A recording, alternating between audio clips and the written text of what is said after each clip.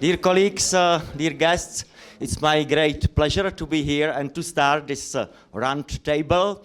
So let me welcome all of you to the conference room of the Institute of Art History, which is one of the 54 institutes in the frame of the Czech Academy of Sciences. The institute carries out the research in two basic fields. The first one is art history, including history of architecture, visual arts, history of monument preservation, historiography and art theory. And the other basic field is musicology. The range of this research is wide, and it's in fact from Middle Ages up to present. If I did understand correctly, the topic of this roundtable is material or materiality of artwork, which is one of our priorities in our activity program for a few next year. For that reason, maybe I would like to quote some sentences from this program, if you see that I am right. So, it's short. The research aims at examining the material nature of work of art. The focus is on several areas whose relevance arises out of practice in the field. Use is made of modern, precise analytical methods in primary and applied research in the fields of art history, heritage conservation and restoration, and new methods of technological investigation and presentation are developed. So that's our program, and for that reason I am happy that we are co-organizers of this roundtable. So unfortunately I have to leave now, but I wish you successful event, a lot of new experience and rich discussion. Thank you and enjoy. Thank you very much. So, thank you. Yeah, thank you very much for your welcome, and yeah, we take over. Thank you very much. So we warmly welcome you all to our panel discussion, Matters of Religion, Raw Materials, Natural Resources and Craftsmanship in the Making of Religious Objects. This event is taking place as part of the scientific network Mobile Matters of Religion, Devotional and Sacred Objects in the Early Modern World, sponsored by the German Research Foundation. The aim of this network is to explore the multi-layered forms of mobility of religious objects in the early modern era. By movement, we mean not only geographical transfers, but also the social, cultural, and religious mobility of objects and their various adaptations to new situations and context. So first of all, we would like to express our thanks to the Institute of Art History for the opportunity to hold this event here. The Institute is an excellent host in two respects. On the one hand, we feel very supported in all organizational matters. On the other hand, there is a shared interest, as the director just mentioned, in investigating into early modern art, craftsmanship, objects, and collections. The focus of this workshop and today's roundtable discussion is on the questions of how objects, and more specifically religious objects, although we already explored into the religious term, this morning, were designed in the early modern period. What materials were used to make sacred and devotional objects? In what way were artists and craftsmen able to incorporate ideas about the divine world into objects? Or how did even objects move craftsmen to create those objects? I'm delighted that we were able to win over absolute experts on the topic for this discussion, and I would like to briefly introduce them.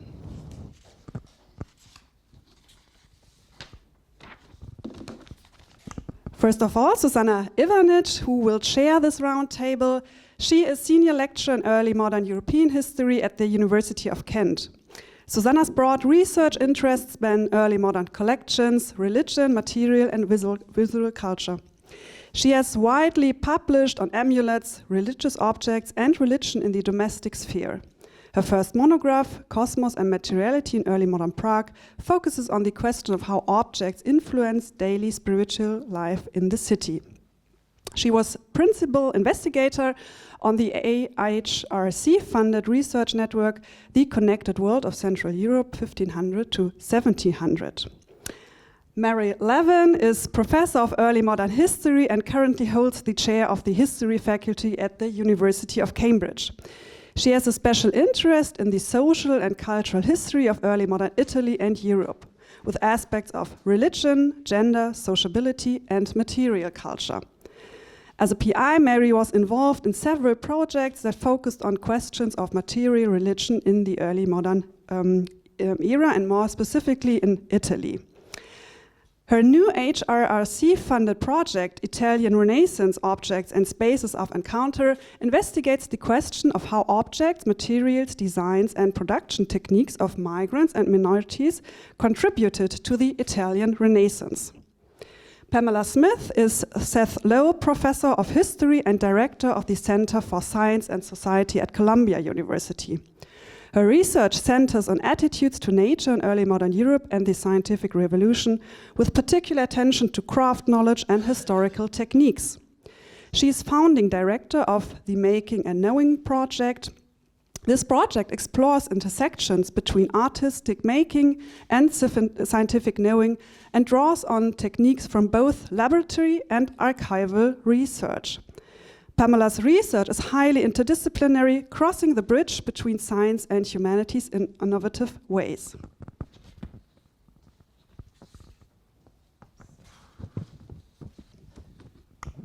Ulinka Rublack is Professor of Early Modern European History at the University of Cambridge and Fellow of the British Academy.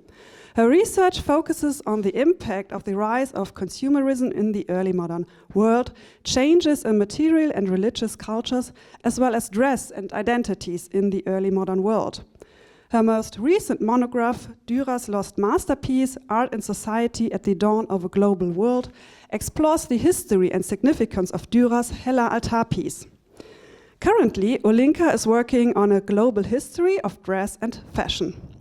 Her research is characterized by a willingness to go beyond the boundaries of scholarly comfort zone. She has worked together with visual artists, musicians, designers, and filmmakers to translate her research into other media, amongst others a novel and an opera on the astronomer Johannes Kepler, who spent a large part of his life here in Prague. And so we can come here to a full circle. Prague and the Institute of Art History is certainly one of the most convenient places where to explore and discuss the connections between religion, knowledge, science, craftsmanship, and collection. So now, Suzanna and Pamela, Mary, Ulinka, the floor is yours, and I'm happy to hear your thoughts.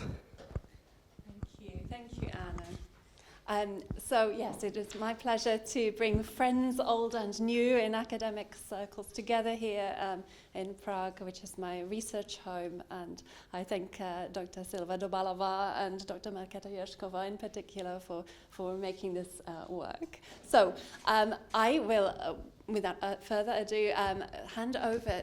Our invited speakers are going to present a short reflection on our topic. And then we're going to open into discussion and proceed with the round table. So I shall invite Pamela first, and there is a little USB. Okay.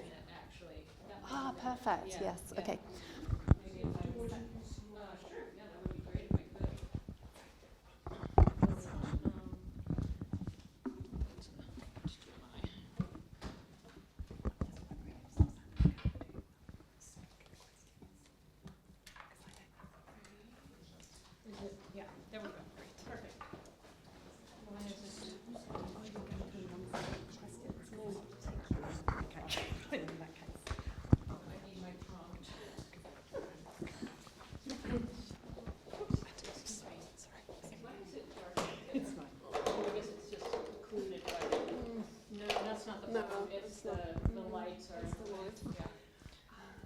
Oh, right, yes.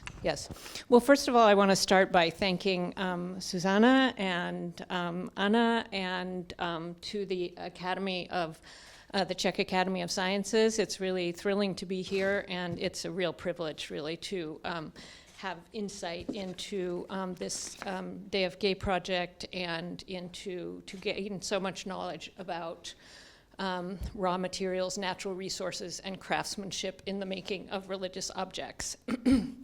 So Suzanna asked us to start off with a short reflection on how our work has dealt with objects and mobility.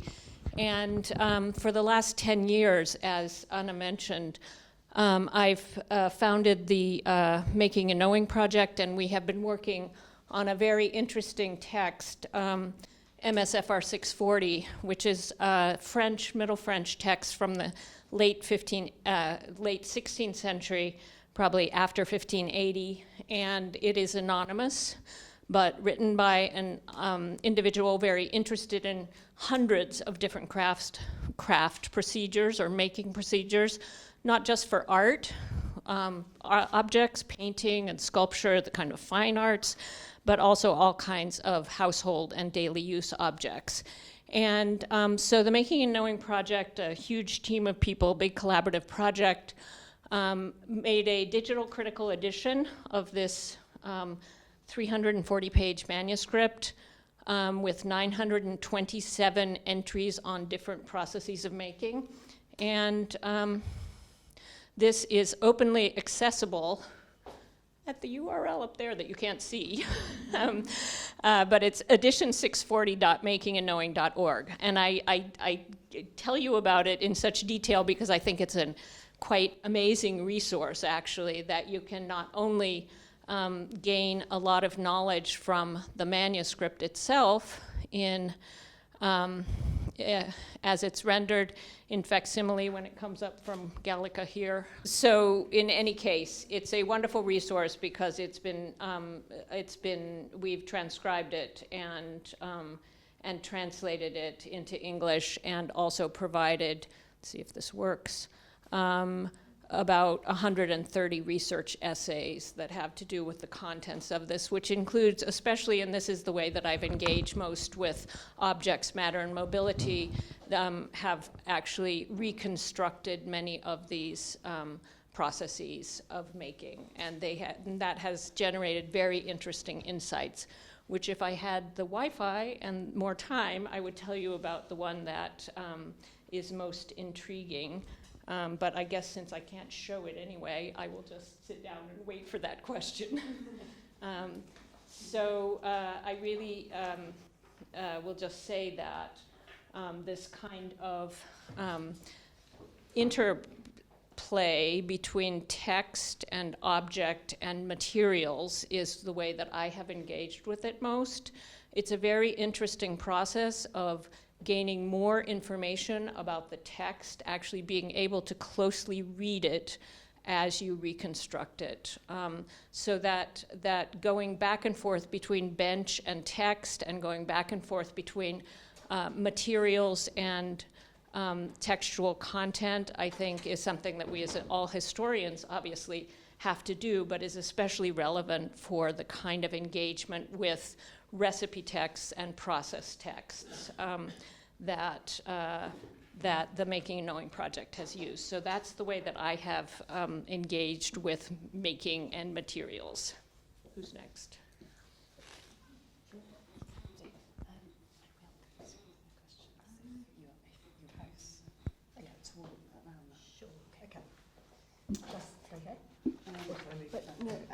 However you like.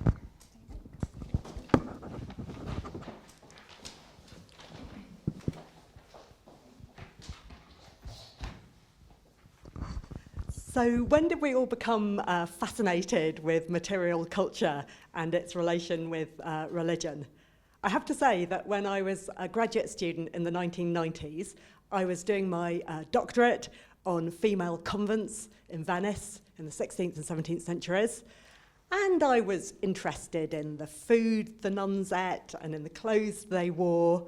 I was interested in the material structures they lived in, and in particular, the balcony that they would come into to look over to the services in the church because they weren't allowed to enter the church, or the grilled windows that they would speak to their relations through, or receive communion or the sacraments through. But I'd never heard of the material turn, and I didn't talk about material culture. I was definitely more interested in religion and gender than I was in material religion. I think that began to change when I started teaching and when I wanted to explain to my students about the experience of the Counter-Reformation, Catholic renewal in the 16th and 17th century, how that experience of religion actually changed. And it's so obvious. The best way to do that is to show your students images of Baroque churches, the interiors, or processions with the lay faithful carrying the Madonna through the streets. And suddenly, the history of religion becomes very, very material.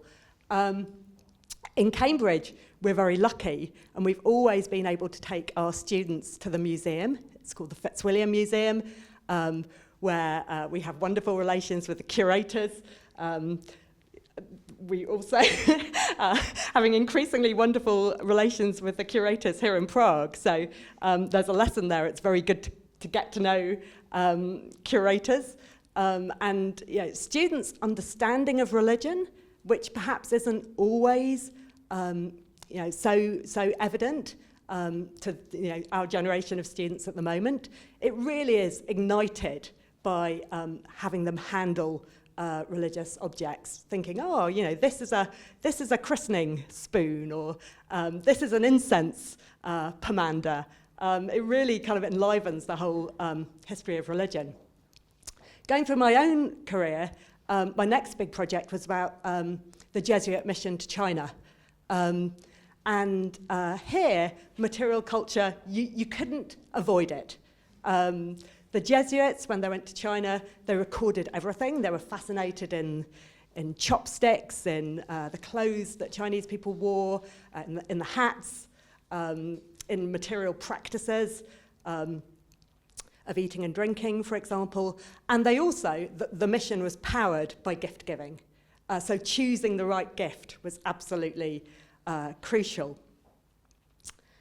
Turning from religious institutions and orders to lay devotion, I was next involved, as Anna said, in a large collaborative project funded by the European Research Council called Domestic Devotions in Renaissance Italy.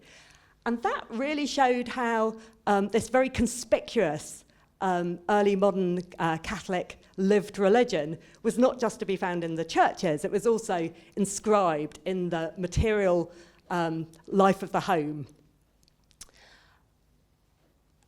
Another product of that study was to make us think again about chronologies, and I think that's quite important for this workshop, because we're always interested in moments, the key moments of religious change. So, the Reformation, the Counter-Reformation, but actually, when it came to looking at the history of objects, and we used a lot of inventories, lists of objects within the home, we noticed different points of change.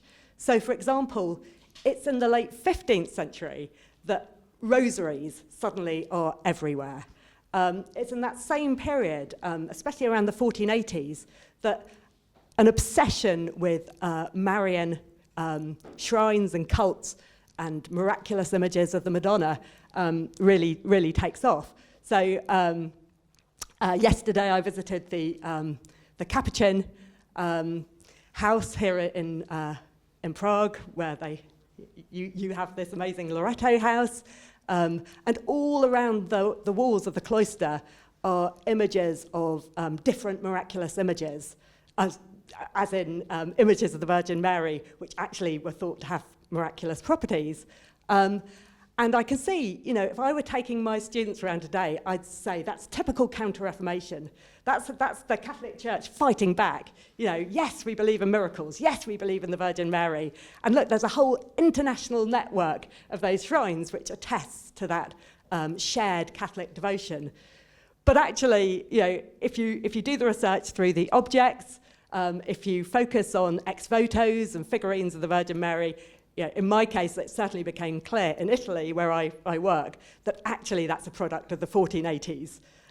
It's very important in the 1580s, let's say, and the 1680s, but actually it's really coming into being in the 1480s. And that's partly of course, because of new technologies. It's partly because of things like print, which enable cheap printed images of the Virgin Mary to be circulated very readily. And it's also because mass production, for example, of rosary beads, becomes a possibility. So I don't know if you'd like me to stop there, Suzanna? Yes. Yeah? Okay. Cool. Thank you so much. It's a great and true honor to be here. So one of the ways in which you could sum up the history of Western art up to our period is to say that it is particularly preoccupied with animation and efficacy and vividness. And that this resolves in the Middle Ages and antiquity into a particular interest in sculpture that is loaded with the idea that it comes to life.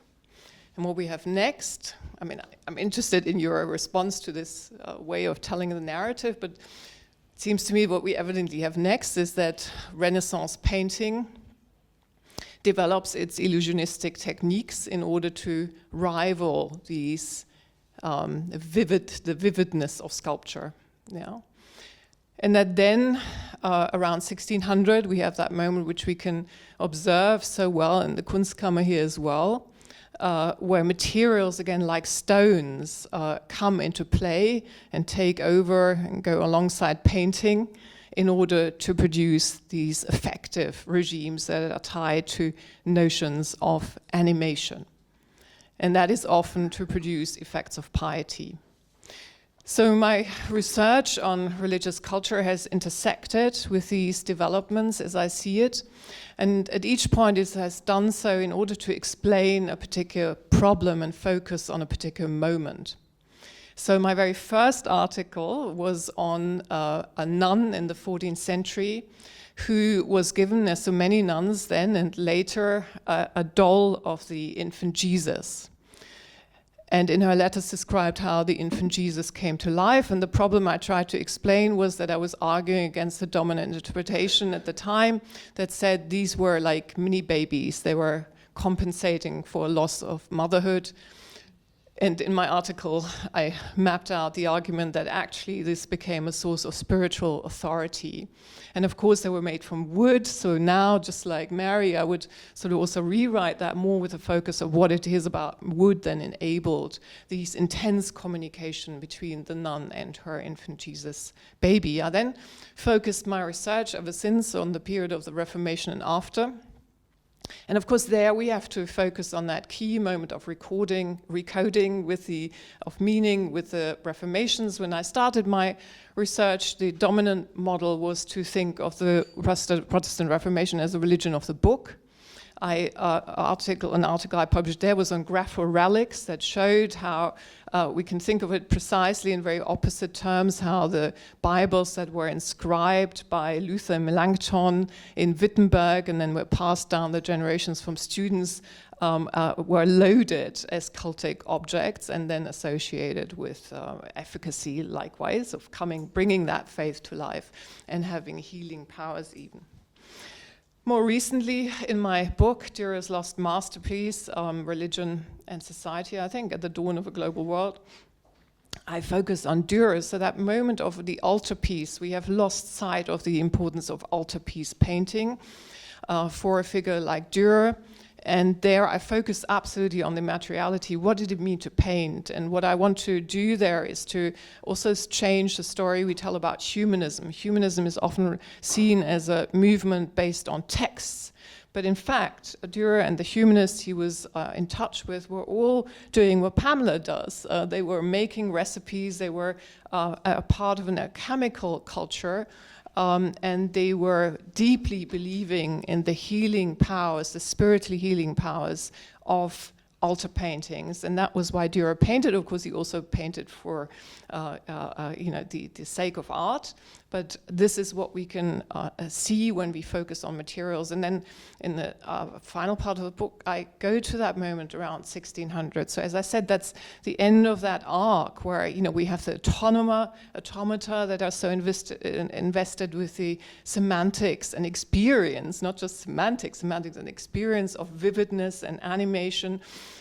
And I focus on Heinhofer, the art agent of art agents who produces the most elaborate cabinets that contain that world of objects and materials that bring to life a spiritual experience, that contain organs, that are really multimedia assemblages of the most complex kind, that sum up, as I said, that long, long arc of development in Western art.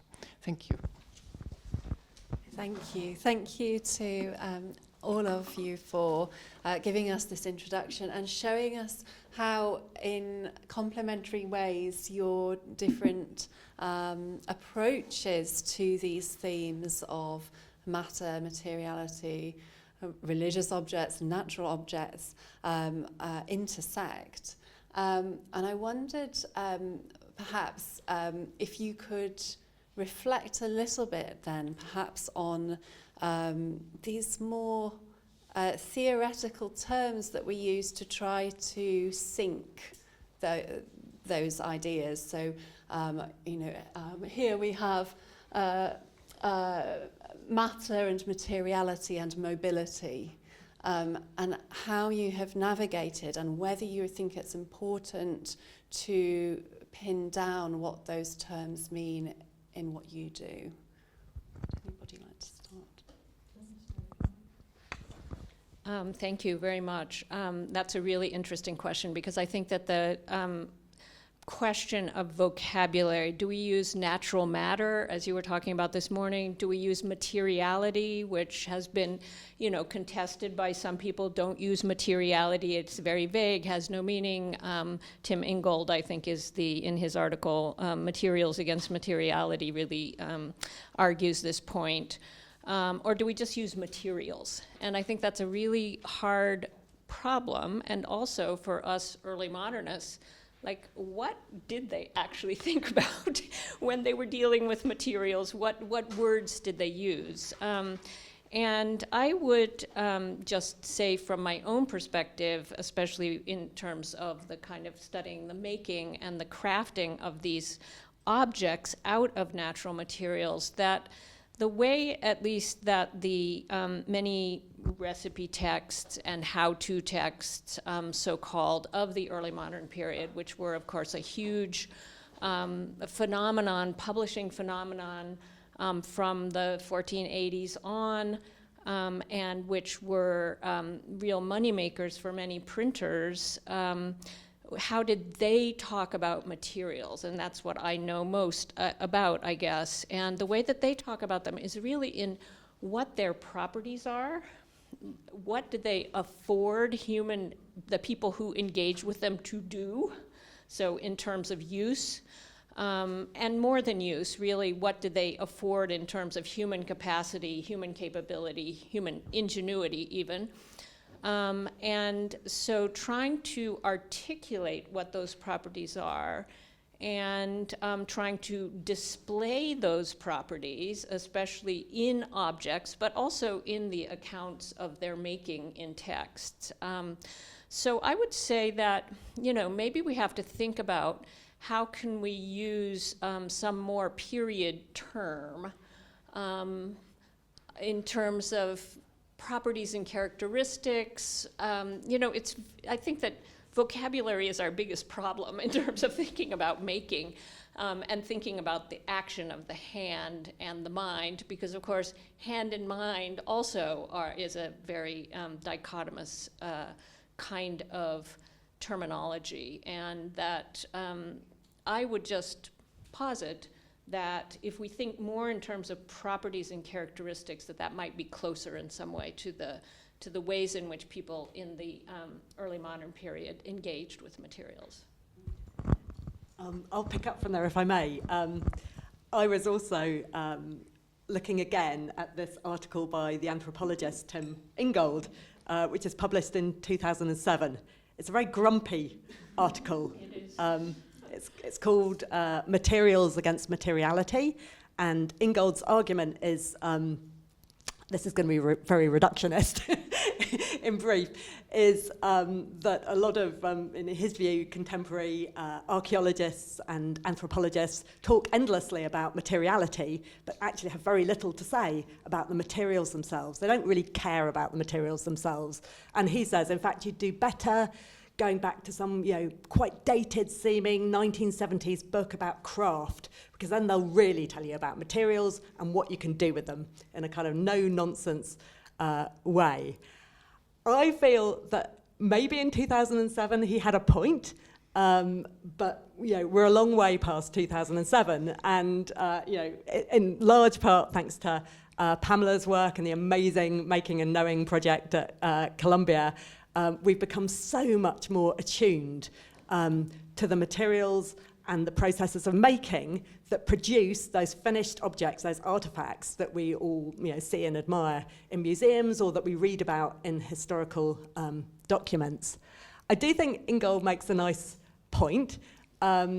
He says, I don't know how much this vocabulary is translates into German or Czech, but he says in English we talk about raw materials, but we never talk about cooked materials. And how about when we look at plaster on the walls, we never think about the process by which that wet, gungy stuff has become something dry and smooth. We don't think, when we look at a book, even if we think we're interested in the material qualities of books, we don't spend much time thinking about the way in which the ink has congealed on the page. So I was interested when members of this workshop introduced themselves today. It became clear that we're all so much more interested in the ways in which materials change. I think it was Sabina who talked about decay and ephemerality, and these are really important things. Materials don't stop still. They're always moving. They're moving in the process of being turned into something, but then they continue to move and change. And they often resist the attempts of humans to make them do what we want them to do. I spent 2 hours this morning trying to unfurl the chain of my coral. It was very resistant to what I wanted it to do, because that little silver chain with all those links had its own idea of where they wanted to go. So I would say, going back to the question of choice of vocabulary, I think materiality has now done something good, which is actually to make us think about the materialness of things. I feel it is doing that job in a way that perhaps just talking about materials doesn't quite. So I think I'm sticking with materiality. Thank you. It's wonderful to build on this. So a really momentous shift amongst one strand of the research, and there are, of course, other strands.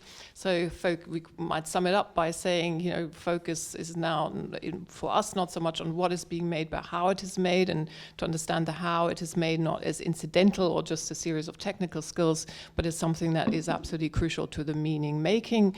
And I think there's still a division in the field between those who argue that the materials themselves afford meaning and have meaning-making properties, and those who say we should simply look at a semantic field, that all meaning is ultimately generated by humans and through language, so that what we are actually looking at is not anything made by materials, but by humans who establish particular semantic fields.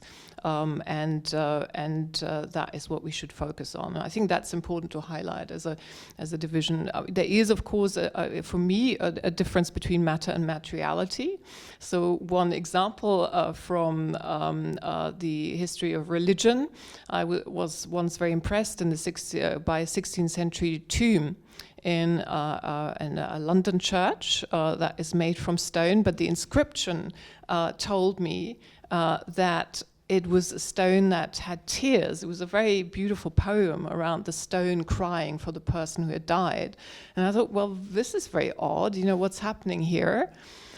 And then I researched it and understood that this particular stone was used because it condensed water in a way that it would really start weeping. And of course that with modern heating involved, this no longer happen. So we can say the matter here is stone, but the materiality is much more. It's that context of weeping, and it's the intermediality between the inscription and, again, a particular effective regime and the air, as elements. So there the meaning has been lost.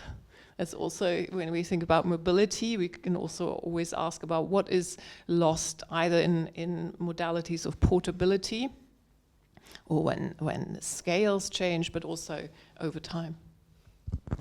Thank you. And actually that last example, I remember going to try and see it to do its thing, but she didn't. And it brings together this the next question that I wanted to put to you, which is about bringing these fields and disciplines that have separated together, and this workshop in particular is trying to collide again the artisanal and the Reformation, and so I wondered there if you might reflect on how artisans themselves might have been agents of the Reformation. I don't know if anyone, should we keep an order?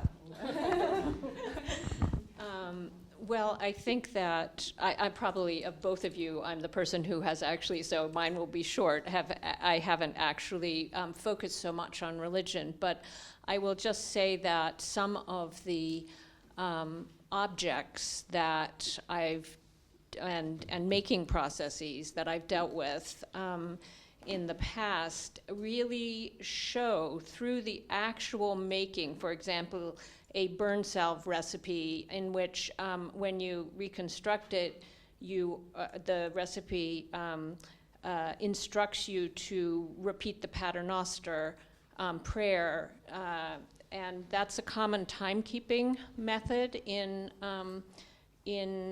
workshops. But in this case, you repeat it 9 times, and then you pour out the water, and then you do it 8 times all the way down to your finish. So you repeat it 45 times. So it's clear that it has some ritual meaning as well.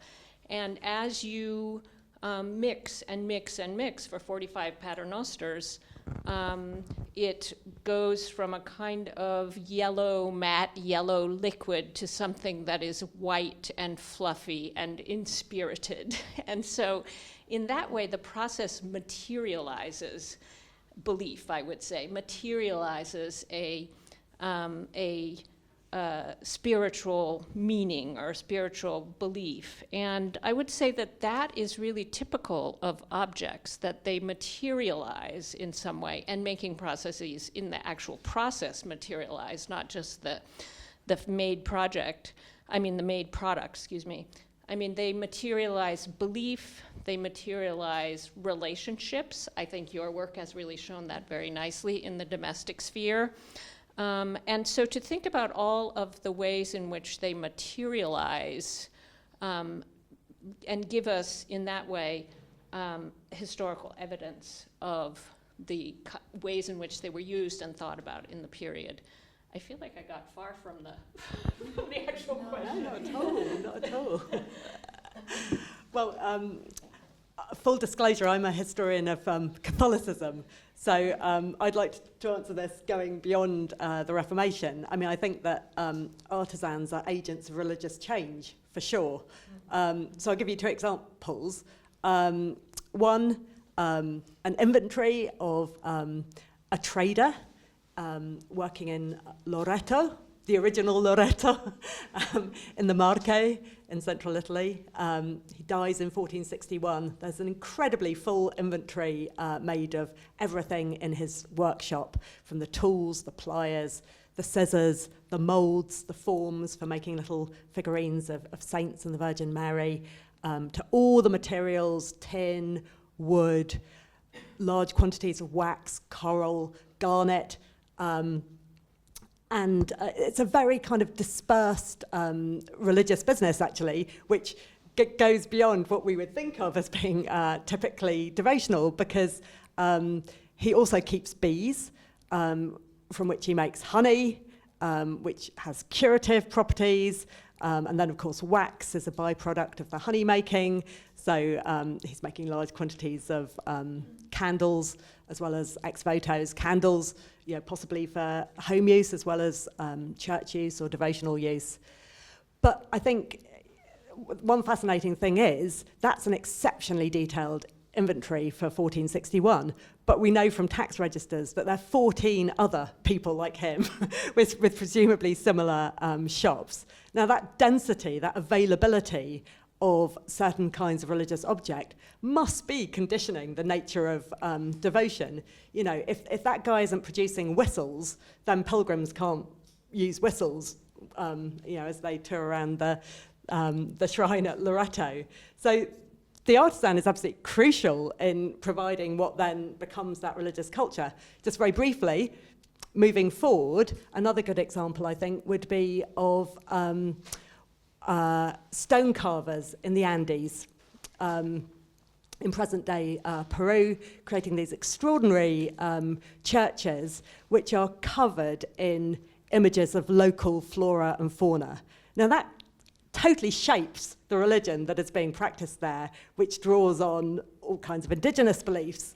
So the craftsmen are agents of creating that new kind of Baroque religion in a new territory. They're making it happen.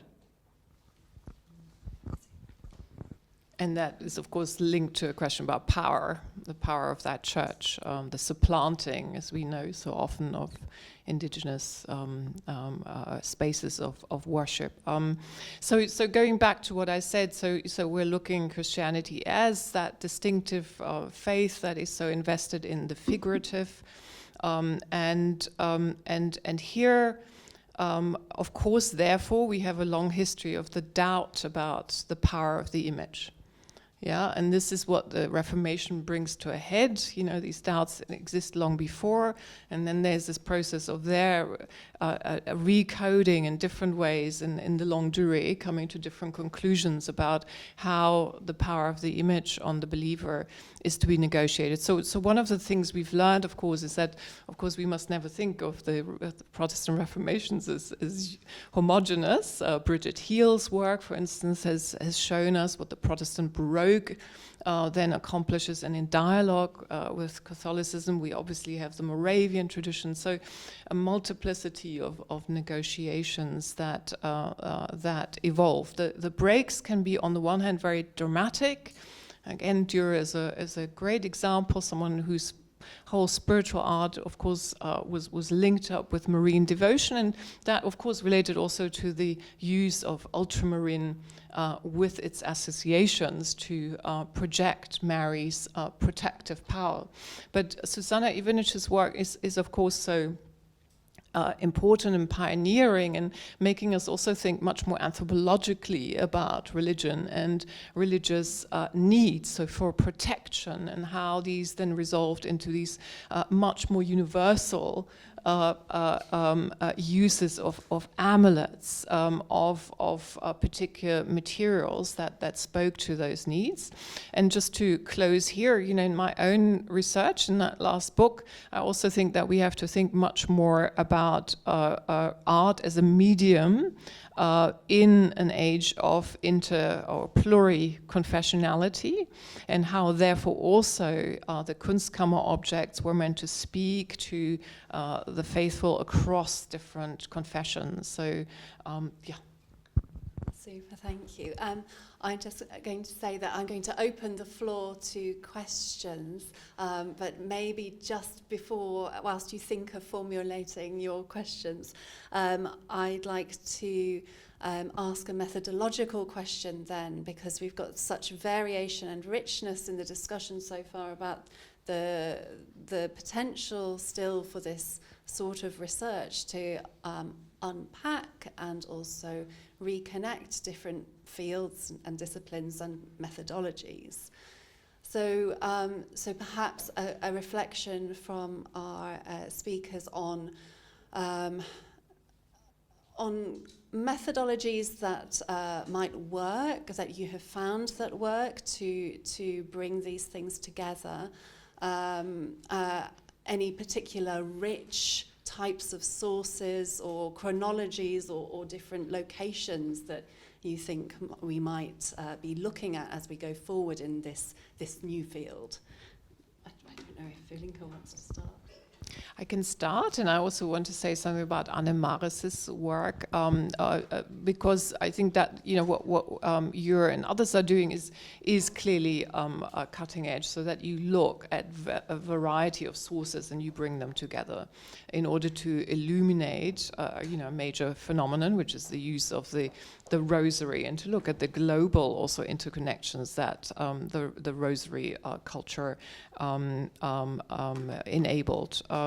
So I think that's very promising. Also, I'm part at the moment of a research excellence cluster in Hamburg that looks at spiritual intermediality, so looks at the interaction of different media. That is particularly important for the age of the emblem book, for instance. So I think that is clearly a very promising avenue. But also, I want to pay tribute also to what Mary said about the influence of Pamela's work, and what you said earlier, that really, what I've learned from you is what it means to think about material properties hard.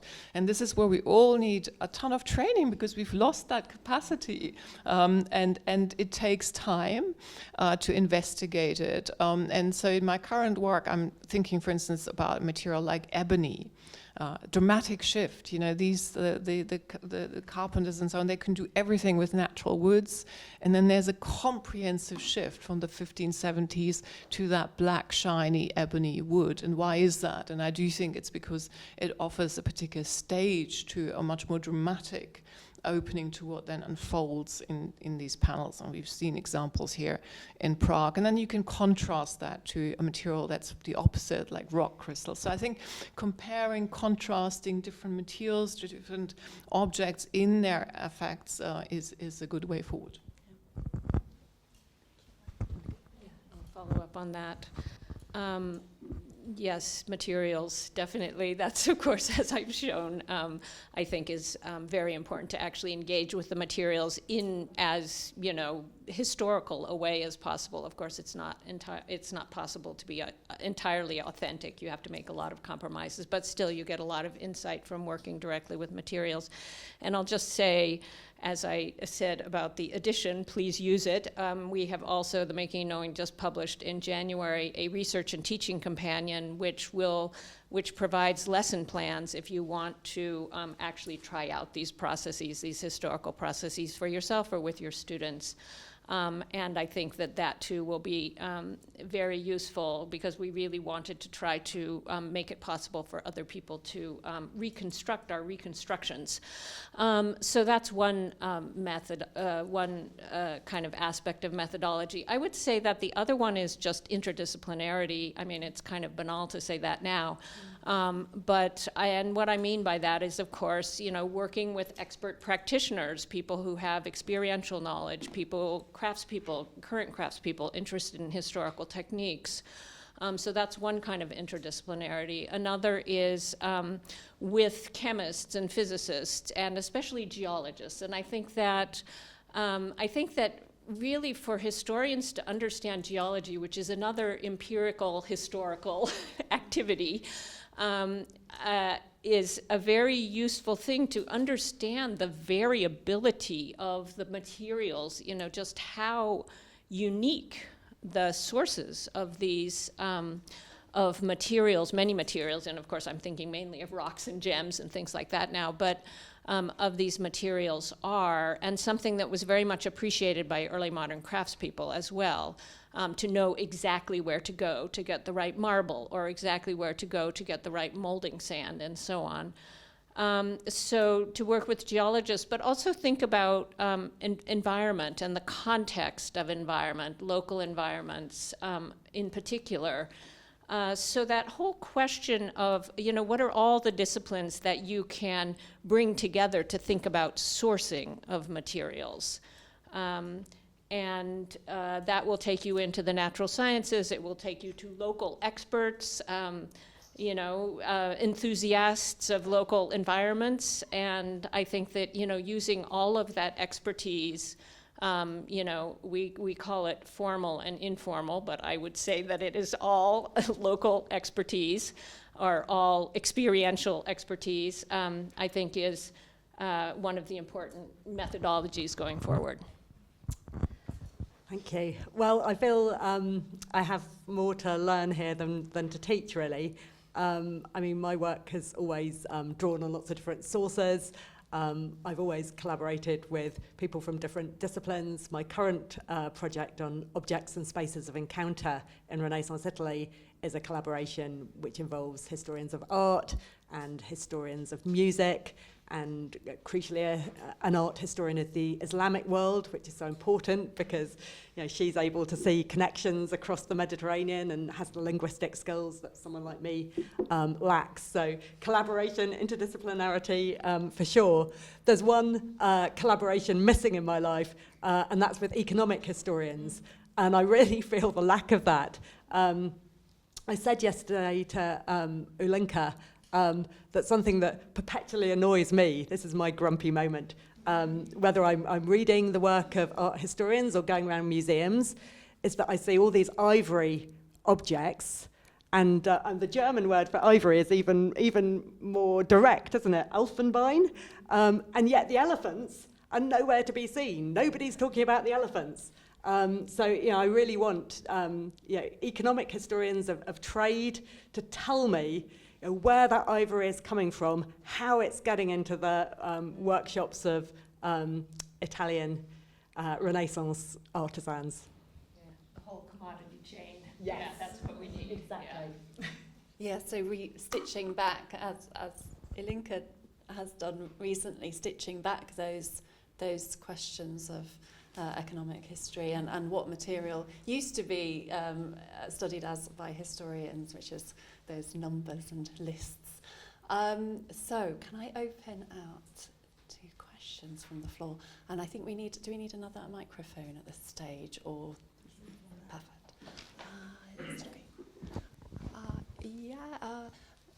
Veronica, and then Thank you. Thank you very much for this inspiring roundtable, and also for basically raising the question of methodology and terminology and the language and the metaphors of materiality. It was also very nice how it always turns out that the doctoral research somehow stays with us for the rest of our lives. So I just wanted to ask, inspired by my doctoral research and work with the historical records on basically friaries and convents, and I remember, and that was before the material turn, that the word materie was actually quite popular, referring to something that was soft, touchable, and didn't have a clear shape, because if it had a clear shape, it could have been described as an object. So I just wanted to ask if in your historical records, if you have come across vocabulary that actually would be useful for us in terms of the early modern language and metaphors of materiality. Substance.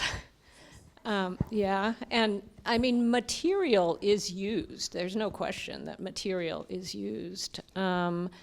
Looking at materia medica texts, especially for this, is super useful, because they really are trying to spell out, materials that can travel, not just local materials. So yes, they definitely use terms like substance and material. I'm blanking on any further, but I think that there are lots of, I think that sources, such as materia medica would be very useful. Yeah, definitely more in the medical field. And there, an aspect we haven't touched on, and that of course relates to Ingold's and Lehmann's work on the hylomorphism, is that we do pay attention to the gender dimension of this. Is it the case that an interest in form is gendered male, and an interest in matter and how it's spoken about is gendered female or not. But I think we need to investigate that more closely.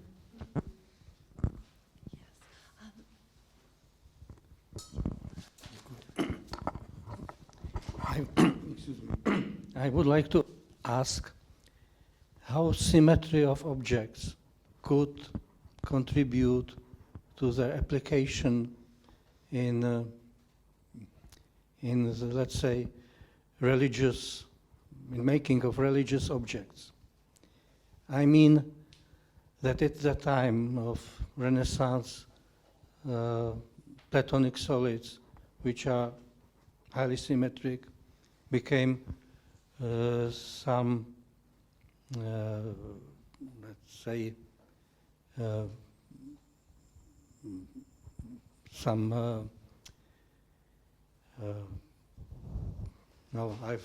the word, let's say, the substance, let's say, substance of the world and their combination. And the symmetry of these Platonic solids could reflect in objects, material objects, especially in nature. So, for example, it could be, for example, some gems could be reflected as a revelation of something which is immaterial in its substance, but it revealed here on earth the divinity. And considering this, I would like to also ask you how the spiral could be considered in this way, because, for example, the shells of that time were quite popular. You could find them in engravings by another name, fill me of memory, one of the German Nuremberg, Lenker, Hans Lenker, or for example, the objects of Nautilus, of the shells of Nautilus, it was a rather common day. Can you kindly comment it? Yeah, very, very keen, especially as Dürer is the one who invents the German term Muschellinie, the shell line. So, and of course, because of Kepler, my work on Kepler. Kepler is a wonderful example, and especially in Prague, where you think about the six-cornered snowflake, for instance, as a text everybody should read every new year. And of course, he's intensely interested in God as a geometer, but at the same time, he also, and this is, one must not reduce these figures to a mechanistic world built, because at the same time, of course, he sees God's play and experimenting at work, and that is why he's so fascinated in fossils and other natural materials of that kind, and that's very characteristic for that time. So again, we have to think about these interests, and that resolves into obviously interest in mechanics and others at the same time parallel to these other strands of knowledge and investigation. That also, because I have quite a different answer, although this is absolutely right and very exciting. But I would say that the Platonic solids were a kind of representation of authority as well. If you look at the work of Wenzel Jamnitzer, for example, in which he, calls his work the five solids matched to the five elements. But then, like many, many artisans who claim geometry in their titles and in their forewords, actually never refer to it again. But it's a way to claim knowledge and authority in a realm that has been recognized as a very, very long history of being the most certain science. And so, that is another, I think, real cultural shift in this period, which is artisans claiming knowledge of nature. And the way they claim knowledge of nature is in a variety of ways. One is by titling their works geometry or making reference to the Platonic solids. Another way is to say that they know the virtues of the materials very well, and that those virtues actually, are God immanent in nature, that those virtues were created in nature by God, and that theology or connection to the divine or connection to divine knowledge is the certain science. So the kinds of recipe texts and making texts that I look at have much more of that kind of claiming the divine virtues in the actual materials than actually working with geometry in any way that Kepler did. Yeah. And again, as we are in Prague, this is the age that thinks the ellipse through observation. So Kepler presents a model of the cosmos first that has the 5, Platonic solids nested inside, and then through observation here in Prague, the data generation, he finds out that it just doesn't work. And then he is the one, and is still, absolutely awes scientists up to this day. He understands that he's got to think out of the box. He manages to unthink the perfection of the circle, and thinks the ellipse. And this is the law of planetary motion, which still stands. Yeah, so this is a new age in many ways. Sorry. But I don't want to preclude more questions, actually. So, but there's something to be said for Kepler also trying to make a drinking fountain out of the 5 perfect solids for his patron, which didn't really work very well. But yeah, so.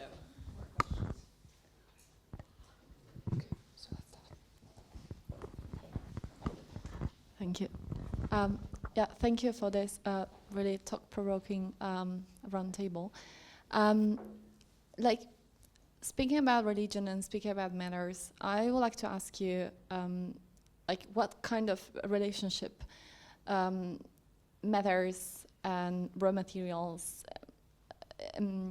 what kind of relationship they create between the private dimension and the public dimension. I know that you have elaborated already on the experience and the written word, and just to mention. But I was just wondering what kind of relation then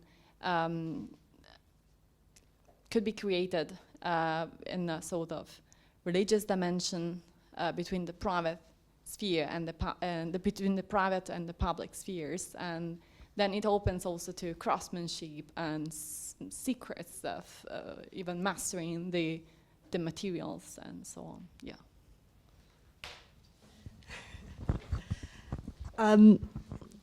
Well, on the relationship between raw materials and religion, I feel that Suzanna is our resident expert. So I don't know if you want to speak about that first, Susanna.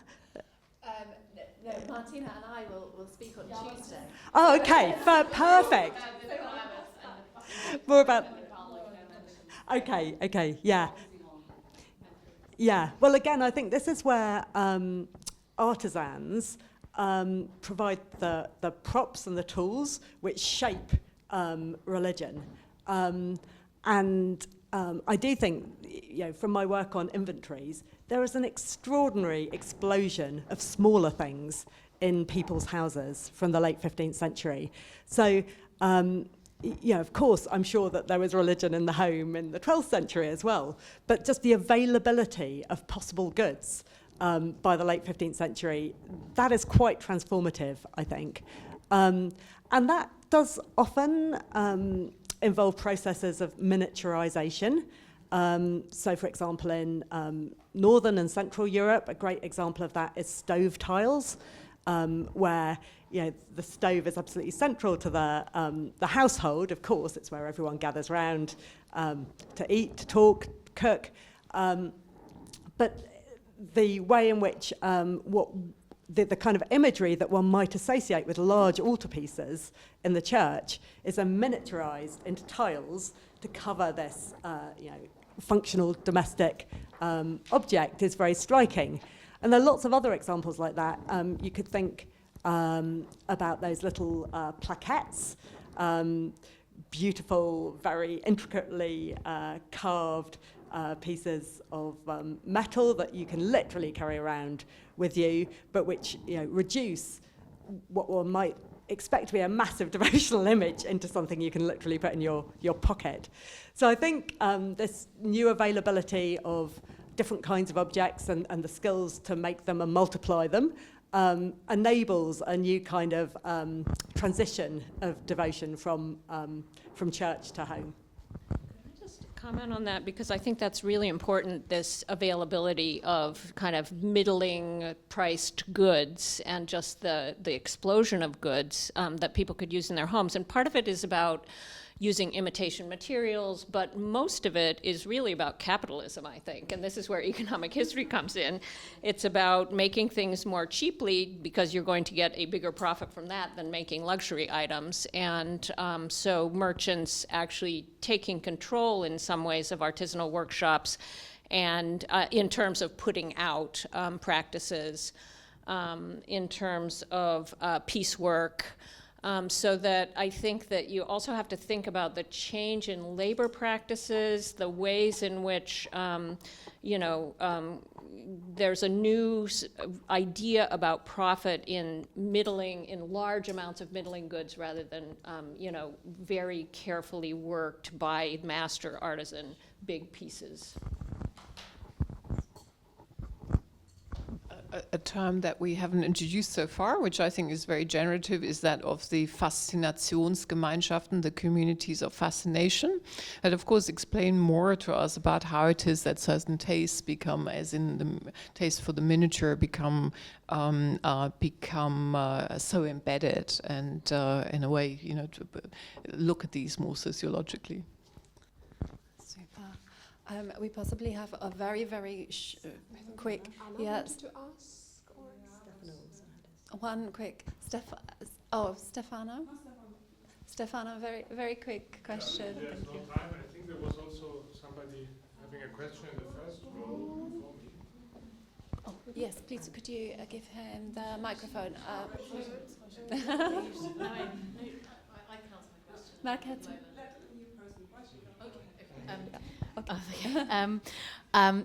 Thank you all. I was thinking, we're talking about making a lot, and I was just thinking about the process of unmaking, because it is a period of making lots of things, but this is also a period where lots of things are being destroyed. There's more regulation about how you make things. So I was just thinking, I was wondering whether you could just talk about the processes of unmaking, how they appear in your work, and you negotiate them, whether that's through destruction, repair. We talked about decay. Mary, you mentioned decay and rebuilding. So kind of the opposite, but the unmaking perhaps is also a moment for ingenuity, creativity, and making. That's a lovely final question, I think. Oh, there's so much to say about that. I mean, one thing that comes to mind are the kinds of spectacles that were made, very quickly by large numbers of laborers for court weddings and so on. And sometimes the destruction of those afterwards was about everyone just tearing everything apart and taking a little bit home with them. So memory is very much tied up with the life cycle of objects, I think. And I think that's what you found in your work as well, just how much objects are tied to memory of different kinds, public and private, to refer to the last question. I guess that I'll pass it on to someone else, actually, give someone else a chance. Well, if I may, Rasheen, I'm going to shift from unmaking to decay, or what one usually associates with decay.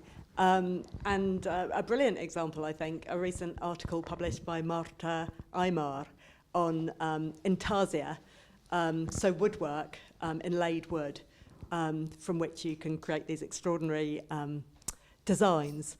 And what I think is so interesting about her work is that she talks about the importance of woodworm and the importance of fungi.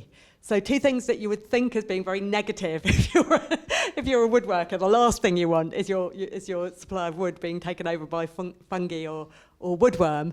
But in fact, the ways in which that transformed wood is then used incredibly skillfully and creatively to achieve different effects and shades of colour. And we also want to obviously recall the extraordinary spiritualization of decay in the Dutch flower paintings and fruit paintings of the still lives of the 17th century. But I want to end with an emphasis on asymmetries of power. So when we think about destruction, we think, of course, of that extraordinary moment, for instance, with the destruction mostly of Aztec art that comes also to Europe, the melting down. So Europe obviously is a major colonial power at that time, but also the moment where this can break up, where say a feather mantle with gold pieces is actually not melted down on the gold, but is preserved and goes precisely into the cabinet of curiosity. And Alessandro Russo has written recently an important book on that moment when aesthetic theory accommodates that and makes the argument where there are humans, there are art. And there's craft, and that is universal, and that is to be cherished. So again, we have parallel movements on the one hand of an never existent destruction of cultures, religions, or transformations of them by Europeans in other parts of the globe. But at least, we have a strand of hope that we can be generative and respectful and open to different cultural traditions through an engagement with the aesthetic. Thank you very much, and thank you for opening out and ever expanding these horizons that such a topic can bring. So thank you once again to our speakers for taking us on this kind of mobile journey through these themes. Thank you again, Pamela, Mary, and Ulinka.